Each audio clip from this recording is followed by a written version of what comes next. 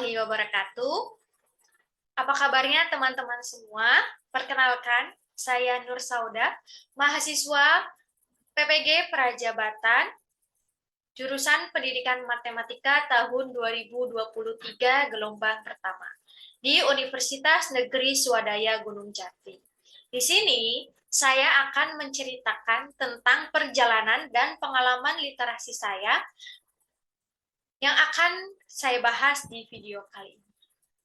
Perjalanan literasi saya diawali dengan dua sosok yang mengajari saya tentang berbicara, yaitu kedua orang tua saya, bapak dan ibu saya. Menginjak sekolah dasar, jadi waktu dulu belum booming yang namanya sekolah TK atau taman kanak-kanak. Jadi saya langsung melanjutkan ke sekolah dasar ya. Di situ saya belajar menulis kelas 1 oleh guru wali kelas saya. Saya ingat pelajaran pertama yang saya terima adalah tentang belajar menulis huruf 1 atau angka 1 atau huruf I atau garis-garis seperti angka 1 yang dibuat membentuk pagar sampai bisa saya itu bisa membaca, mengenal huruf, menulis, dan menghitung. Mengingat kembali di masa SD kelas 6, saya harus berterima kasih pula kepada Bapak dan Ibu guru yang telah menanamkan rasa cinta terhadap buku-buku pelajaran dan buku bacaan. Jadi waktu itu masih ada yang namanya ujian nasional ya. Nah, saya tuh mendapat informasi dari kakak-kakak kelas saya terdahulu bahwa untuk menghadapi ujian nasional itu kita harus banyak membaca. Kita harus belajar materi-materi sebelumnya, kemudian dan itu kan waktu itu UN itu masih menentukan untuk kelulusan ya. Jadi saya tertarik atau saya terpancing untuk membaca dan saya berinisiatif ketika buku di sekolah kurang memadai, jadi saya meminta kepada ibu saya bahwa saya ingin membeli buku di tempat penjualan buku terdekat ya, di toko swalayan dan lumayan dekat dengan rumah. Nah, saya membeli buku untuk persiapan ujian nasional. Tapi di sekolah juga ada, pengayaan ada, tryout ada, tapi saya merasa saya itu harus banyak belajar karena ujian nasional itu agaknya lumayan susah ya. Nah, dengan di buku itu juga ada pembahasannya, ada jawabannya atau kunci jawabannya. Jadi ketika saya belajar mandiri, kemudian sulit dan saya ingin kembali meng-cross check ya, saya lihat di kunci jawaban. Ketika tidak sesuai dengan kunci jawabannya, saya kembali mengulas kembali dan di situ proses belajar yang saya ulangi sampai saya bisa. Kemudian dari situlah saya betapa menghargainya buku pelajaran. Saya rawat, saya simpan buku itu sampai ketika saya selesai ujian nasional, saya mendapat informasi bahwa saya mendapatkan nilai tertinggi dan pertama di kelas. Nilai tertinggi pertama di kelas. Hal ini yang memacu saya nih, oh belajar membaca itu penting. Belajar dan membaca itu suatu rangkaian. Kalau nggak membaca ya kita nggak belajar, tapi kita lalui dulu membacanya baru belajar. Terlepas daripada itu, keluarga saya bukan orang yang sangat suka membaca, sehingga hanya memiliki buku bacaan yang sangat sedikit atau terbatas. Namun saya berusaha belajar, saya kembali lagi membeli buku dan menginjak SMP itu sudah berlaku namanya LKS ya, lembar kerja siswa. Jadi kan di situ ada materi, ada latihan soal dan soal-soal yang membuat saya tertarik untuk terus belajar dan membaca sehingga dapat menambah kemampuan saya berliterasi. Selain buku LKS di sekolah juga ada yang namanya buku paket. Jadi setiap siswa itu dibagikan bukunya dan dibawa ketika pulang, ketika ke sekolah juga dibawa gitu. Agar kita cinta terhadap buku dan materi pelajarannya supaya bisa lebih paham. Ketika kelas 9 masih ada yang namanya ujian nasional. Jadi, ya saya berinisiatif kembali membeli buku untuk persiapan ujian nasional di toko swalayan tersebut. Masih sama, karena di situ masih booming lah ya, tahun 2010 itu masih banyak yang membeli buku di toko swalayan tersebut. Saya pun belajar mandiri untuk persiapan ujian nasional, selain di sekolah juga ada pengayaan dan tryout. Alhamdulillah, saya mendapat peringkat ketiga nilai tertinggi di sekolah saya di SMP Negeri 2 Ciwaringin. Dari hasil tersebut, saya masuk SMA. Kan di SMA itu berarti teknologinya sudah semakin canggih ya. Jadi siswanya sudah mulai megang HP, saya juga sudah, alhamdulillah sudah punya laptop. Kemudian dalam proses belajarnya, selain menggunakan buku LKS, buku paket, kami juga mengintegrasikan. Jadi ketika ada soal-soal yang susah, guru itu menyuruh kami untuk mencari di internet dan membahas, kemudian kalau belum tepat ya kita ulangi kembali seperti itu. Jadi sudah mulai mengintegrasikan, walaupun masih sedikit ya, bukan terlalu banyak teknologinya seperti zaman sekarang, tapi kami sudah mulai menggunakannya dalam proses pembelajaran. Dan menginjak kelas 12 SMA, itu terakhir kali kami adanya paket ujian nasional.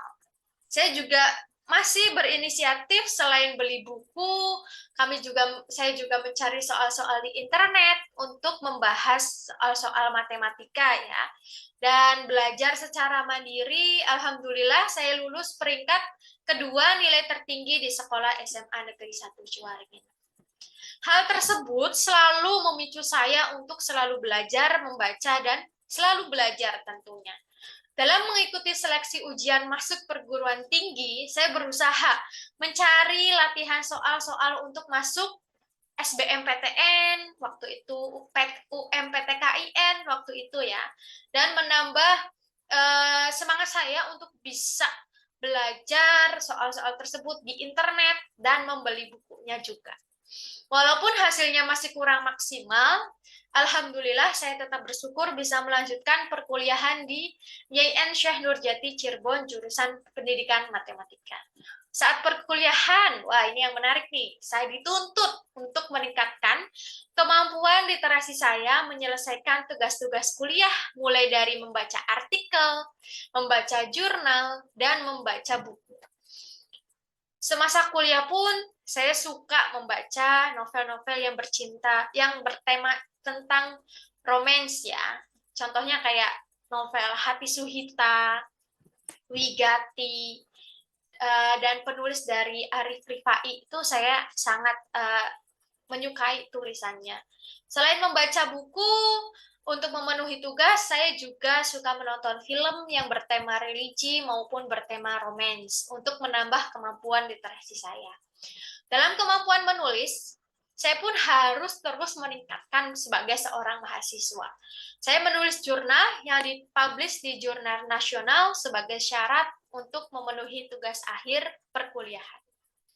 Sekarang, buku novel, buku-buku materi kuliah, dan buku pendamping kuliah sudah terpajang di lemari buku yang diletakkan di ruang depan rumah saya untuk mengingatkan betapa pentingnya literasi yang tumbuh di lingkungan keluarga. Karena literasi yang paling awal seorang anak adalah tumbuhnya di lingkungan keluarga. Keluarga yang mendukung terlebih dahulu, keluarga yang mengajak, keluarga yang membeli buku-buku bacaan, keluarga yang mengingatkan bahwa belajar dan membaca itu penting. Kemudian, kemampuan literasi semakin meningkat ketika anak masuk ke dalam lingkungan sekolah. Hal ini akan terus mengasah kemampuan literasi anak secara berkelanjutan. Kemampuan literasi akan terus meningkat ketika seseorang merasa ingin mengetahui suatu informasi dan mengetahui ilmu pengetahuan terbarukannya. Hal ini dapat dilakukan dengan memilih literatur yang beragam sesuai dengan keinginan masing-masing. Ada satu pantun nih. Ada kertas diberi perekat. Kertasnya putih, dalamnya hangat. Selamat membaca, wahai sahabat. Semoga harimu selalu semangat. Sekian perjalanan dan pengalaman literasi dari saya. Semoga dapat memotivasi teman-teman semua. Ayo berliterasi. Kurang dan lebihnya saya mohon maaf. Wabillahi taufiq wal hidayah. Wassalamualaikum warahmatullahi wabarakatuh.